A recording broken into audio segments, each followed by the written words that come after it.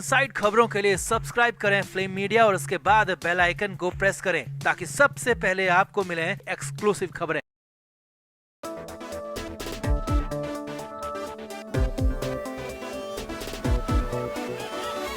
तो उद्धव ठाकरे बीजेपी में जाने के लिए साम दाम दंड पे सारे तरीके अपना चुके हैं, लेकिन बीजेपी के द्वार उद्धव ठाकरे के लिए खुले नहीं है। इसीलिए उद्धव ठाकरे ने अब बीजेपी को छोड़कर आरएसएस की तारीफ करने में अपनी पूरी कोशिश लगा दी है। जी हाँ, जब बीजेपी में दाल गलती नहीं दिखी तो उद्धव ठाकरे ने आरएसएस को पकड़ लिया और आरएसएस की जमकर तारीफ करने लगे। उद्धव ठाकरे ने स्पेशली सामना मुखपत्र में एक लेख भी छपाया और जिसमें मोहन भागवत और उनके फैसलों को लेकर जमकर तारीफ की गई। तो क्या है आरएसएस की तारीफ करने के पीछे उद्धव ठाकरे की मंशा? क्या बीजेपी में रास्ता निकालने के लिए उद्धव ठाकरे आरएसएस का हाथ थामने जा रहे हैं? आरएसएस की तारीफ की वजह क्या है, आपको भी दिखाते हैं। आप भी वीडियो को शेयर करें और अपनी राय कमेंट बॉक्स में जरूर दें। तो हाल ही में राष्ट्रीय स्वयंसेवक संघ यानी कि आरएसएस प्रमुख मोहन भागवत ने देश के 70 से ज्यादा मुस्लिम मौलवियों और बुद्धिजीवियों के साथ एक बैठक की है। अब इस बैठक को लेकर शिवसेना यूबीटी उद्धव ठाकरे का बहुत बड़ा बयान आया है। उद्धव ठाकरे ने अपने मुखपत्र सामना में इसे लेकर एक लेख लिखा है जो कि अब काफी चर्चा में आ चुका है। इस लेख में लिखा गया है कि 3 घंटे चली इस बैठक में मोहन भागवत ने मुस्लिम समुदाय की भावनाओं को समझने की कोशिश की है जो बीजेपी के कट्टर हिंदुत्ववादी गुटों को बिल्कुल पसंद नहीं आएगा। ठाकरे ने इस मीटिंग को लेकर राष्ट्र निर्माण के लिए आवश्यक संवाद बताया। इस संपादकीय में ठाकरे ने आरोप लगाया कि मौजूदा केंद्र सरकार देश को धार्मिक आधार पर बांटने की कोशिश कर रही है, लेकिन आरएसएस की कोशिश है कि वो देश के सभी लोगों को साथ लेकर चले। इसीलिए आरएसएस की तरफ से ये मीटिंग की गई और उसमें मुस्लिम मौलवियों को भी बुलाया गया और बुद्धिजीवियों को भी बुलाया गया ताकि देश जो धर्म के नाम पर बट रहा है उसे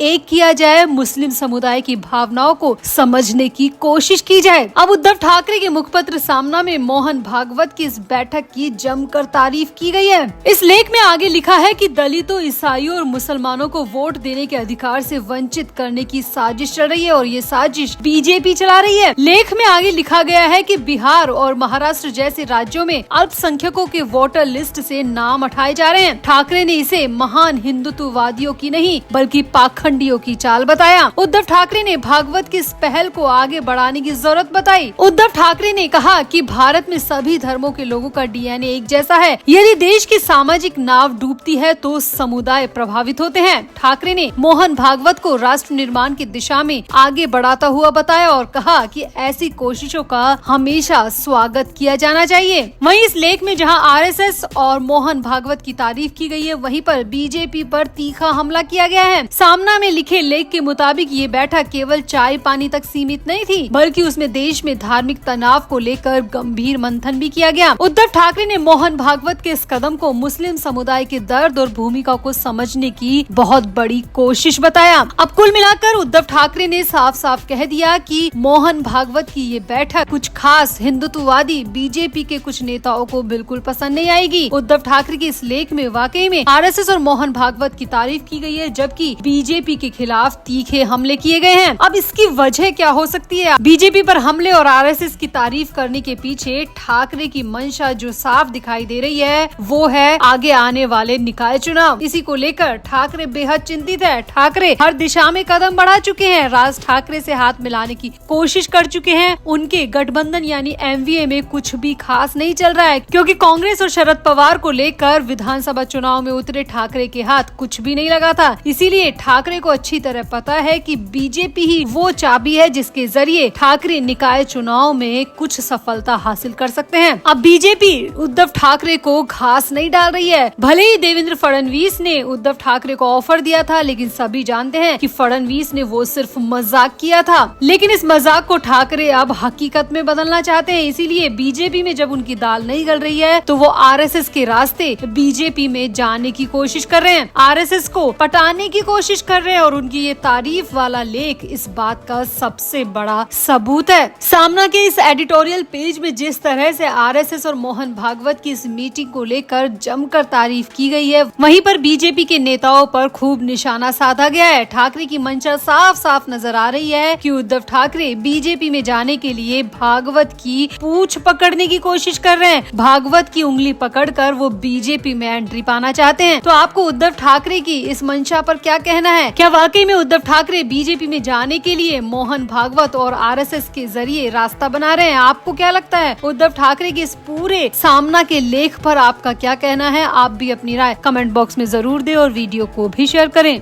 तो पिछले कुछ दिनों से महाराष्ट्र की राजनीति में उथल पुथल मची हुई है। राज्य सरकार में मंत्रियों के बदलाव की चर्चा जोरों पर है। इसी बीच मुख्यमंत्री देवेंद्र फडणवीस दिल्ली के दौरे पर भी हैं। सूत्रों का कहना है कि उन्होंने वहां कुछ बड़े और अहम राजनीतिक फैसले लिए हैं और इन्हीं को लेकर अब संजय राउत का भी बहुत बड़ा बयान आया है। संजय राउत ने मीडिया से बातचीत में कहा कि राज्य सरकार में इस वक्त अफरा तफरी का माहौल है। संजय राउत ने कहा कि अब हालत सरकार के काबू से बाहर हो गई है, इसीलिए मुख्यमंत्री फडणवीस को दिल्ली जाना पड़ा है। राउत का आरोप है कि अब राज्य की कमान पूरी तरह से अमित शाह के हाथ में होगी और दिल्ली में कैबिनेट फेरबदल की तैयारी चल रही है। संजय राउत ने यहाँ पर ये भी कहा कि वो पहले भी कह चुके हैं कि 4 मंत्रियों को हटाया जाएगा। अब जब मुख्यमंत्री दिल्ली में है तो मंत्रिमंडल में बड़े बदलाव और एक नई कैबिनेट को लेकर बात हो रही है। उनका दावा है कि इन सब का फैसला दिल्ली से ही होगा। अब यहाँ तक तो ठीक था, लेकिन संजय राउत ने यहाँ पर एक और बड़ा दावा कर दिया। संजय राउत ने मीडिया के सामने कह दिया कि देखना, एकनाथ शिंदे की छुट्टी भी जल्दी ही हो जाएगी। राउत ने कहा कि छुट्टी ही नहीं बल्कि एकनाथ शिंदे तो सलाखों के पीछे भी जल्द ही नजर आएंगे। संजय राउत ने खुशी से झूमते हुए बताया कि झारखंड से एक टीम आई और अमित सालुंखे को गिरफ्तार करके अपने साथ ले गई है। अमित सालुंखे सुमित फैसिलिटी नाम की कंपनी के डायरेक्टर हैं और 108 एम्बुलेंस घोटाले के मास्टरमाइंड माने जाते हैं। ये घोटाला तकरीबन 800 करोड़ रुपए का है। संजय राउत ने यहाँ पर आरोप लगाया कि अमित सालुंखे ने घोटाले का पैसा श्रीकांत शिंदे मेडिकल फाउंडेशन में भेजा है। यही फाउंडेशन महाराष्ट्र के मुख्यमंत्री एकनाथ शिंदे के बेटे श्रीकांत शिंदे से जुड़ा हुआ है। राउत का कहना है कि अमित सालुंखे शिंदे पिता पुत्र के बेहद करीबी है। यहाँ पर संजय राउत ने बहुत बड़ा दावा कर दिया कि जिन अमित सालुंखे को गिरफ्तार किया गया है उनका ताल्लुक एकनाथ शिंदे और उनके बेटे श्रीकांत शिंदे से है और घोटाले का पैसा श्रीकांत शिंदे के मेडिकल फाउंडेशन में भेजा गया है। ये संजय राउत का आरोप है। संजय राउत ने यहाँ पर दावा किया कि अमित सालुंखे की गिरफ्तारी आसान नहीं थी और सरकार अब ये पता करने में लगी है कि घोटाले का पैसा कहां कहां पर गया। राउत ने कहा कि इस घोटाले के तार राज्य के कैबिनेट तक जुड़े हो सकते हैं। इस मामले की जांच अब ईडी को सौंपी जाए और पता लगाया जाए कि कितना पैसा एकनाथ शिंदे के बेटे के फाउंडेशन में गया और कितना चुनाव में खर्च हुआ